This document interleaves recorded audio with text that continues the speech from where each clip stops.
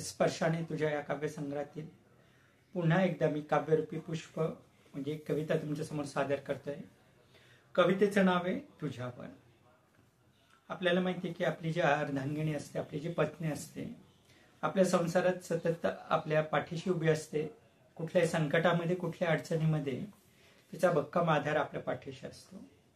परंतु प्रत्येक घरामध्ये प्रत्येक पुरुष हा आपल्या पत्नीला गृहीत धरत असतो आणि तिचं जे समर्पण किंवा तिचा जो आधार असतो, तिचं जे आपल्याला मदत देणं असतं ते आपण कधी बोलून दाखवत नाही। त्याच्यावर एखादी ओवी, एखादी शब्द, एखादी कविता आपल्याकडून होत नाही।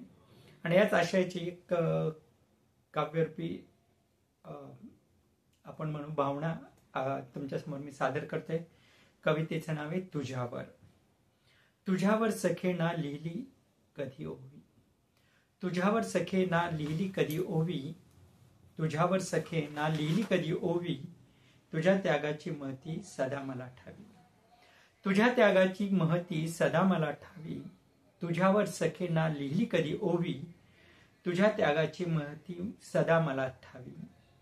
संसारात माझ्या सोसले आनंदाने सारे भोग, संसारात माझ्या सोसले तो आनंदाने सारे भोग, मला माहित आहे ना तू किती केला त्याग, मला माहित आहे ना तू किती केला त्याग, तुझ्या त्यागाची जरी लिहिली नसेल कविता, तुझ्या त्यागाची जरी मी लिहिली नसेल कविता, तुझ्या विना सखे मला वाटे जगण्याचा अर्थ खोटा, तुझ्या विना वाटे सखे मला जगण्याचा अर्थ खोटा।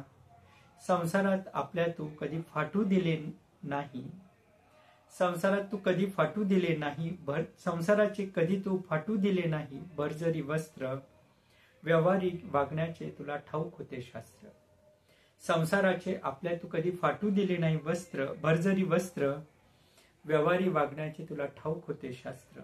मी गायले सदा तुकोबाचे अभंग, मी गायलेच सदा तुकोबाचे अभंग, होतो जरी मी माझ्या मस्तीतच दंग, होतो मी आयुष्यभर माझ्या मस्तीतच दंग, तू कधी ना सोडला घट्ट धरलेला हात, तू कधी ना सोडला घट्ट धरलेला हात, हो न दिली तू माझ्या संसाराचे वाताहात, हो न दिली तू माझ्या संसाराचे वाताहात, तुझ्यावर सखे ना लिहिली कधी ओवी, तुझ्यावर सखे ना लिहिली कधी ओवी, तुझ्या त्यागाची महती सदा मला ठावी, तुझ्या त्यागाची महती सदा मला ठावी। धन्यवाद।